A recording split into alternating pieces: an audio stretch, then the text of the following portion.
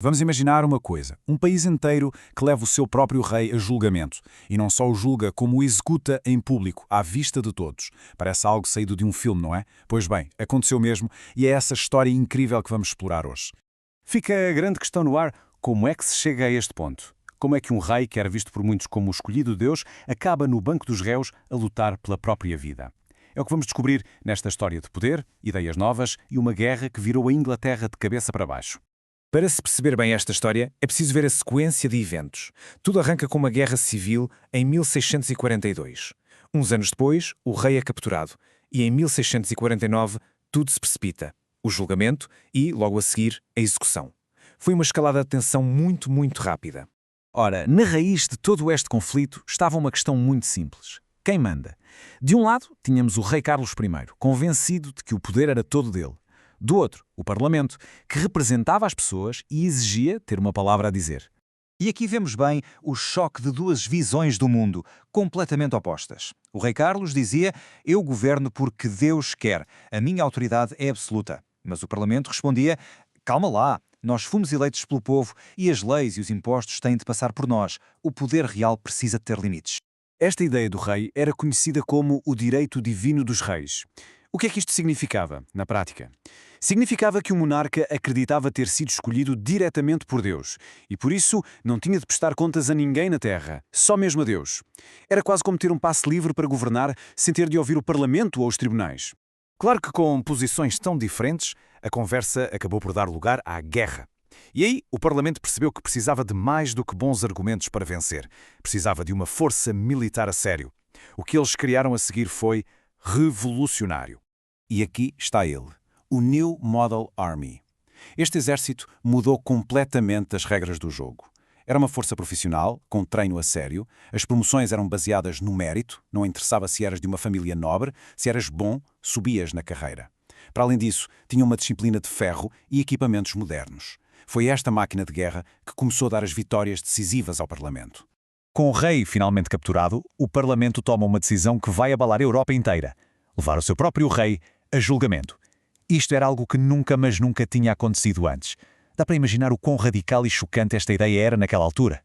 Para organizar isto foi criado um tribunal especial, com 135 comissários, ou seja, juízes, mas a coisa era tão controversa, tão perigosa, que muitos deles simplesmente não apareceram. Tinham medo do que podia acontecer ou achavam que era completamente errado julgar um rei.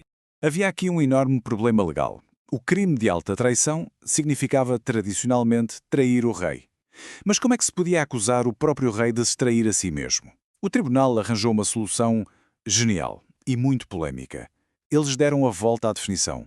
Passaram a dizer que a verdadeira traição era a de um rei que se virava contra o seu povo, ao começar uma guerra civil. E a reação de Carlos I? Ele recusou-se sempre a reconhecer a autoridade do tribunal. As suas palavras foram muito claras, algo como: "Digam-me lá que poder é este que me chama aqui. Nenhum poder na terra me pode julgar." E ele manteve-se firme na sua convicção. Para ele, ser julgado pelos seus próprios súbditos era impensável. Mas no final, a decisão foi tomada. Culpado. E este número de 59 ficou para a história. Foi o número de homens que tiveram a coragem, ou talvez a audácia, de pegar na caneta e assinar a sentença de morte do seu rei. E assim, chegamos ao momento mais dramático de toda esta história: a execução. O ato final estava prestes a acontecer. Há um detalhe fascinante sobre esse dia. Estava uma manhã de janeiro absolutamente gelada.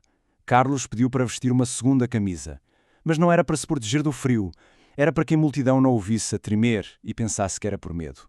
Mesmo ali, nos seus últimos momentos, a imagem de um rei forte era a sua maior preocupação.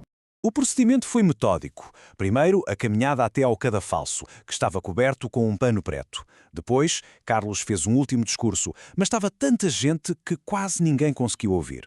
De seguida, ajoelhou-se e colocou a cabeça no cepo. E, por fim, um único golpe do machado do carrasco. Estava feito. E qual foi a reação das pessoas que assistiam? Não houve festa nem celebração. Aconteceu algo muito diferente. Quando o carrasco levantou a cabeça do rei para que todos vissem, ouviu-se um som vindo da multidão. Um gemido coletivo, um som de choque profundo.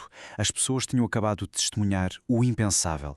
A morte do rei, no entanto, não foi o fim da história. Pelo contrário, foi o início de um capítulo completamente novo e incerto. O que é que acontece a um país quando de um momento para o outro se vê sem rei? As mudanças foram imediatas e radicais. De um dia para o outro, a monarquia foi abolida. A Inglaterra deixou de ter rei e foi declarada uma república a que se deu o nome de Commonwealth. A Câmara dos Lordes, a Câmara dos Nobres, no Parlamento, também foi dissolvida. E no meio deste vazio, quem é que assumiu o poder? O general do Exército, Oliver Cromwell. E toda esta saga deixa-nos com uma pergunta muito interessante para refletir. A execução de Carlos I deu início a uma experiência de uma década, em que a Inglaterra tentou viver sem uma coroa. Será que um país consegue mesmo funcionar sem um rei ou uma rainha? Esta história mostra-nos que, às vezes, as ideias que parecem mais radicais acabam mesmo por acontecer.